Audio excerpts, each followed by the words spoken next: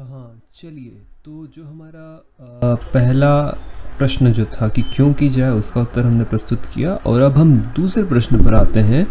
और हमारा दूसरा प्रश्न, जो व्यक्ति चाहता है कि मैं पपीते की खेती करूं, तो उसके लिए सबसे बड़ा प्रश्न ये होगा कि अगर पपीते की खेती करना है तो किस वैरायटी के साथ में, किस पपीते की किस किस्म की वैरायटी मुझे करना है, क्योंकि ये बहुत बहुत महत्वपूर्ण प्रश्न है कि किस वैरायटी के साथ आप जाते हो, क्योंकि इससे बहुत बड़ा फ़र्क पड़ता है और इसके जो परिणाम हैं वो बहुत मायने रखते हैं।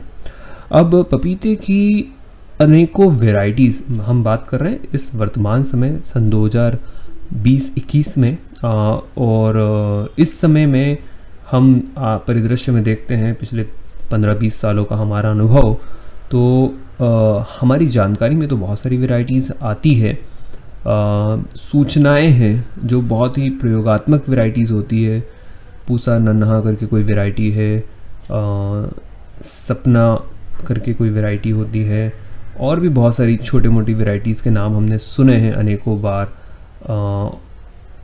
लेकिन हमने देखा है कि ये सारी अनेक वैरायटियों में जो सर्वश्रेष्ठ वैरायटीज़ हैं इस समय भारत देश में, उनके अगर हम लिस्ट बनाएं तो हमारी जानकारी में करीब करीब 3-4 वैरायटीज़ आती हैं जो कि सबसे ज़्यादा प्रभाव रखती है इस समय हमारे देश के अंदर, जिनके रिज़ल्ट काफ़ी अच्छे हैं। देखिए, पहले के समय में देसी वैरायटी होती थी, फिर बाद में वैरायटीज़ को विकसित किया गया, और अब जो वैरायटीज़ लेकर आए हैं वह सबसे ज़्यादा प्रभावशाली वैरायटीज़ है अब तक की हमारी जानकारी में। वैरायटीज़ के अंदर एक सबसे महत्वपूर्ण सवाल होता है कि वो वायरस के विरुद्ध, उसकी जो वायरस के विरुद्ध लड़ने की क्षमता है वो कितनी बेहतर है, क्योंकि पपीते में पिछले 30-40 सालों से जो सबसे बड़ा खतरा बना हुआ है वो है वायरस की समस्या। जब हम वायरस बोल रहे हैं तो हम बात कर रहे हैं PRSV, papaya ring spot virus के बारे में। तो एक सबसे बड़ा प्रश्न पपाया रिंग स्पॉट वायरस होता है, और वो वैरायटी जो पपाया रिंग स्पॉट वायरस से निपटने में, उससे लड़ने में सक्षम हो, वह वैरायटी सबसे ज़्यादा पसंद की जाती है। तो अगर हम टॉप 3-4 वैरायटीज़ की बात कर रहे हैं इस समय हमारे देश में और विश्व में भी अगर मैं देखूं तो एक वैरायटी है नो न्यू सीड्स की रेड लेडी 786।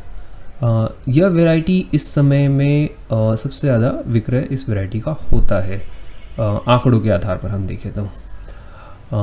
लेकिन इस वैरायटी में वायरस से लड़ने की क्षमता उतनी अच्छी नहीं है जितनी कि हमारी कंपनी इकोसिंग की वैरायटीज़ में होती है, जैसे कि आइसबेरी और ग्रीनबेरी, और इसी श्रृंखला में रसबेरी आ रहा है, जिनके अंदर वायरस से लड़ने की अभूतपूर्व क्षमता है।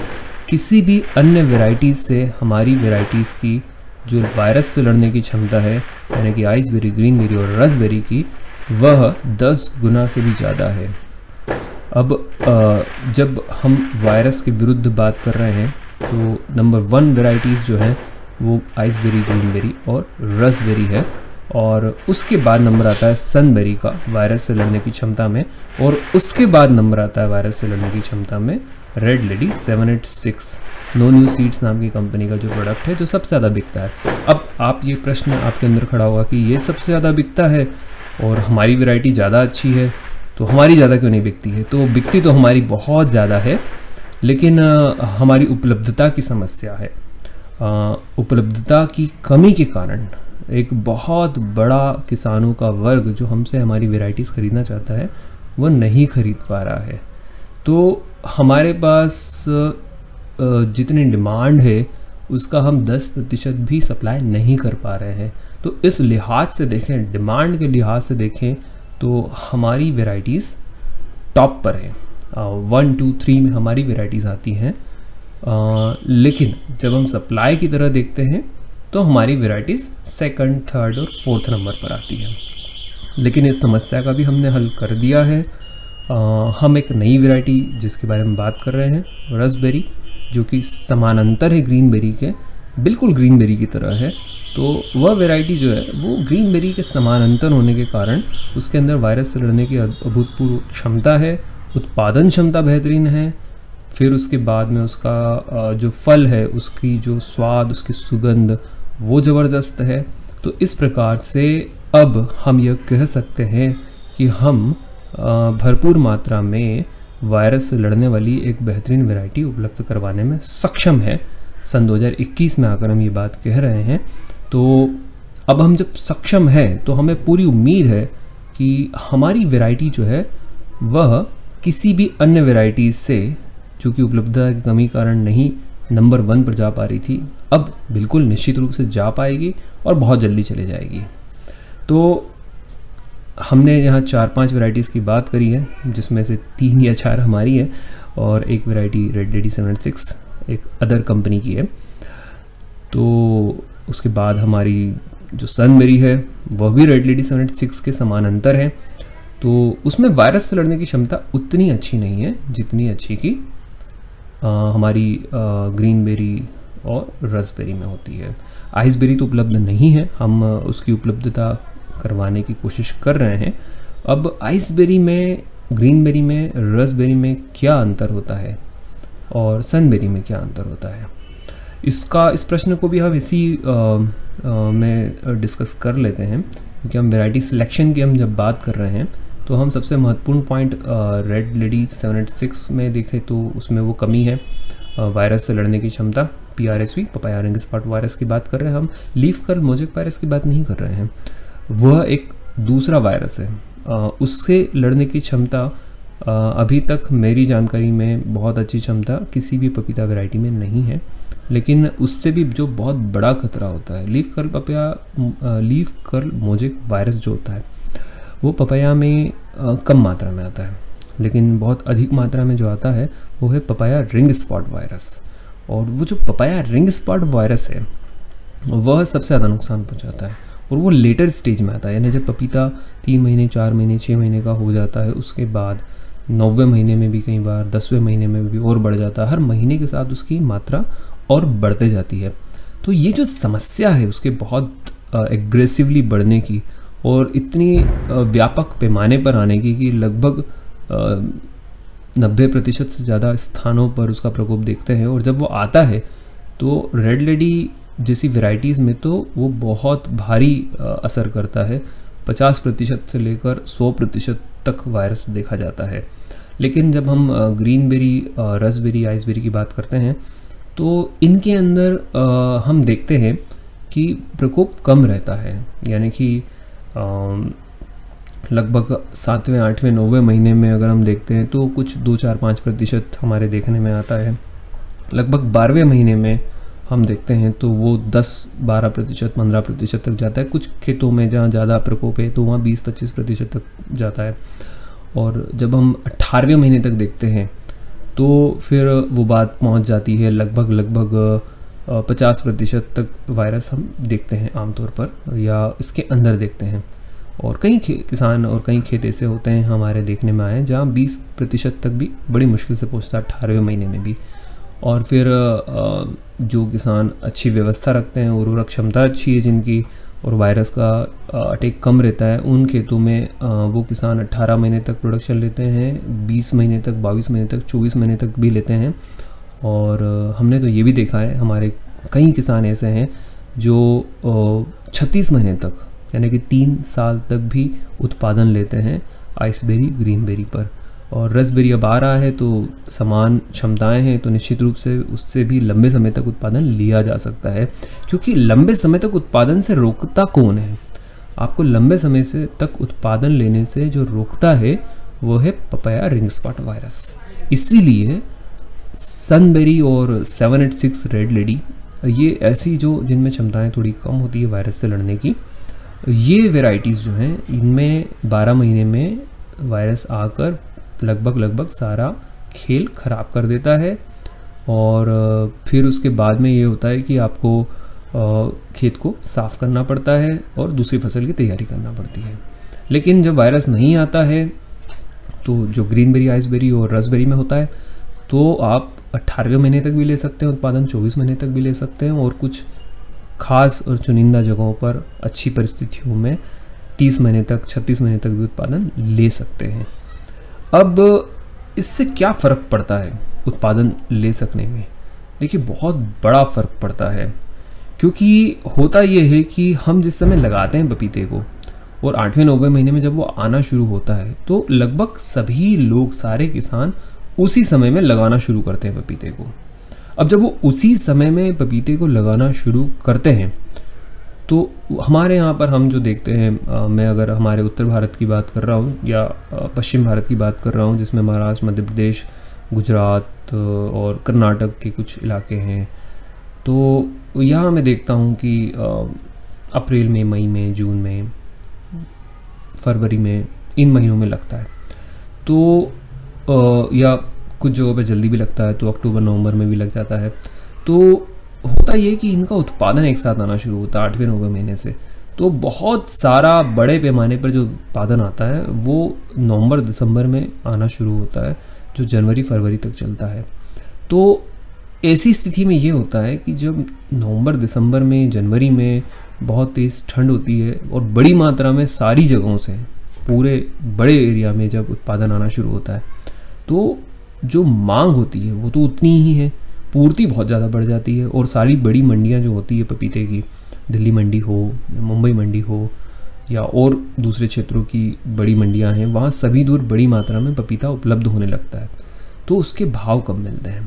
तो जब सबका माल एक साथ आएगा तो भाव कम मिलेंगे, और अगर 12वें महीने में ही अगर आपका प्रोडक्शन ख़त्म हो जाएगा तो कम भाव में ही आपका जो सेशन है वो समाप्त हो जाएगा। अब जब 12वें महीने में वायरस आ गया, ख़त्म हो गया दूसरा पपीता, लेकिन रसबेरी, ग्रीनबेरी, आइसबेरी ये टिका रहता है।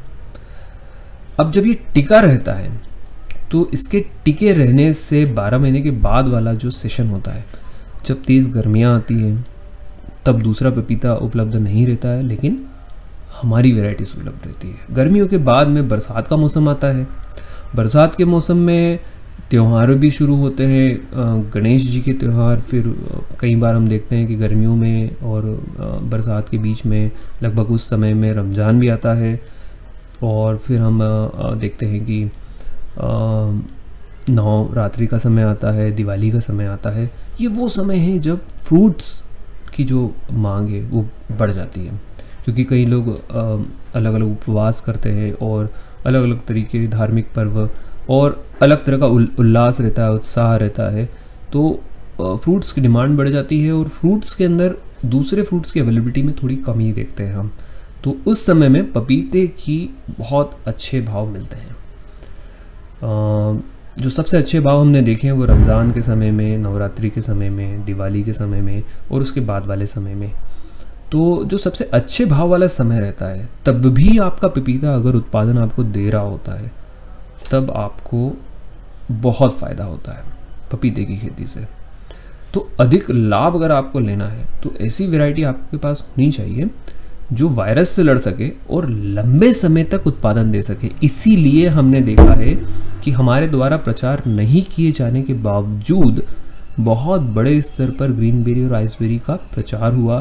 किसानों ने स्वयं वीडियो बनाकर यूट्यूब पर डाले, किसानों ने मौखिक रूप से प्रचार किया और इसीलिए हमारे पास इतनी भारी मात्रा में उसकी डिमांड आने लगी, जो कि हमने सोचा भी नहीं था, क्योंकि हमने छोटी सी शुरुआत की थी और हमारा जो कॉन्ट्रैक्ट था हमारी ऑस्ट्रेलिया की यूनिवर्सिटी के साथ में, वह एक सीमित कॉन्ट्रैक्ट था जिसमें हमें एक निश्चित मात्रा में सीड मिल सकता था। लेकिन जब भारी मात्रा में हमें डिमांड आने लगी तो इसका जो मूल कारण था वो यही कारण था कि वायरस के अगेंस्ट टोलरेंस होने के कारण लंबे समय तक उत्पादन मिलता है। तो वही पपीता जो जब मात्रा ज़्यादा होती है, सप्लाई ज़्यादा होती है, तो 5 रुपये, 7 रुपये, 8 रुपये केजी में, 10 रुपये केजी में कटता है। और वही पपीता 15 रुपये किलो में भी कटता है, फिर एक समय में 20 रुपये किलो में भी कटता है, 25 रुपये किलो में भी कभी कभी कटता है। तो जो भाव का एक भारी अंतर होता है, अगर आप 1 या 2 रुपये का अंतर भी देखें तो इतने बड़े उत्पादन में 1-2 रुपये का जो अंतर है वो कई हज़ार रुपये का परिणाम लेकर आता है। तो इसीलिए हमारी वेराइटीज़ जो है थोड़ी महंगी होती हैं, क्योंकि वो उनको विशेष रूप से विकसित किया गया है, उसमें काफ़ी अनुसंधान किया गया है, वह थोड़ी महंगी होती है। उनके पौधे और सीड थोड़े से महंगे होते हैं दूसरी वैरायटी से, थोड़े से नहीं काफ़ी महंगे होते हैं। मैं कह सकता हूँ कि लगभग प्राइस में डबल होती है हमारी वैरायटीज़, लेकिन प्राइस में डबल होने के बावजूद भी उनकी इतनी भारी मांग है। अब इसका कारण क्या है इतनी भारी मांग होने का, कि हम उसे सप्लाई भी नहीं कर पा रहे हैं? तो उसका कारण बड़ा सीधा साधा सा है कि अगर हम उसकी इकोनॉमिक्स को निकाल कर देखेंगे दूसरी सस्ती वाली वैरायटी से, रेड लेडी 786 से अगर हम तुलना करते हैं, रेड लेडी 786 से, ताइवान की जो कंपनी है उससे अगर हम तुलना करते हैं हमारी वैरायटी की, तो ताइवान रेड लेडी 786 और हमारी वैरायटी में जो प्रॉफिटेबिलिटी है, यानी कि जो लाभ देने की क्षमता है, वह 2 गुना से ज़्यादा का अंतर पड़ जाता है। हमारी वैरायटी कितनी महंगी होगी? मान लो कि आपको 15 रुपये में आपको ताइवान रेड लेडी 786 का पौधा मिलता है, और हमारा पौधा लगभग 25 से 30 रुपये में है, यानी कि लगभग डबल प्राइस में मिलता है। आपका 15,000 रुपये, अगर हम 1 एकड़ में 1,000 पौधे लगते हैं, यह आकलन लेकर चलते हैं, तो आपको 15,000 रुपये ज़्यादा देना पड़ रहे हैं प्रति एकड़ पर। लेकिन अगर आपको आपके उत्पादन में 1 रुपया भी अगर ज़्यादा बढ़कर मिलता है, तो वहाँ पर वो अंतर 30,000 का 40,000 का हो जाएगा। और उत्पादन अगर आपको डबल मिलता है, जो कि 786 से और किसी अन्य वैरायटी से, हमारा उत्पादन हमारी वैराइटीज़ में ऑलमोस्ट डबल मिलता है, तो उत्पादन डबल और भाव भी ज़्यादा, तब उस स्थिति में ये होता है कि भैया उत्पादन डबल हो गया, भाव ज़्यादा हो गया, तो फिर तो ये जो 15,000 का डिफरेंस है कुछ भी मायने नहीं रखता है, क्योंकि वहाँ जो आंकड़ा है वो लाख, 1.5 लाख, 2 लाख तक पहुँच जाता है। तो आदमी लाख, 1.5 लाख का फ़ायदा देखता है, 2 लाख का फ़ायदा देखता है, तो वो 10-15 हज़ार ज़्यादा देने में बड़ी आसानी से और बड़ी उत्सुकता से तैयार होता है, क्योंकि वो देख चुका होता है दोनों फसलों को कर दोनों तरह की वैरायटीज़ को लगा करके, तो उसको एक अंतर स्पष्ट रूप से पता चल जाता है कि यार बहुत बड़ा अंतर है। जो किसान ये अनुभव कर चुके हैं, नए किसानों के लिए मैं कह रहा हूँ कि जिनको ये अनुभव है दोनों वैरायटीज़ के साथ में, जिन्होंने काम किया हमारी वैरायटीज़ के साथ में भी और दूसरी वैरायटीज़ के साथ में भी, तो उन्हें पता होता है कि बहुत बड़ा अंतर है। और इतने बड़े अंतर पर हमें बहुत बड़ा लाभ होता है और हमें बहुत बड़े नुकसान से बचाव होता है। क्योंकि क्या होता है कि रेड लेडी 786 के साथ में आप जाते हो, ताइवान रेड लेडी 786 के साथ में, तो वायरस कभी कभी बहुत ज़्यादा जल्दी आ जाता है, यानी कि लगभग तीसरे महीने से शुरू हो जाता है। अब जब तीसरे चौथे महीने से ही अगर वायरस शुरू हो जाएगा, तो आपको उत्पादन भी नहीं मिलता है। 6-8वें महीने में ही आपकी फसल ख़त्म होने की कगार पर आना शुरू हो जाती है। तो जब उत्पादन आने का समय होता है, तब उत्पादन मिल नहीं पाता है। तो जो उत्पादन मिलना चाहिए था उसका 10-20% भी नहीं मिल पाता है। तो आपने जो लागत लगाई है कभी कभी वो भी नहीं निकलती है। तो वैरायटी का एक बहुत बड़ा मसला है और उस पर बहुत बड़ा महत्व है कि वैरायटी कैसी होनी चाहिए। तो हमने जो हमारी वैरायटीज़ विकसित की है वह इसी महत्वपूर्ण प्रश्न को लेकर विकसित की है कि उनका परफॉर्मेंस कैसा होगा।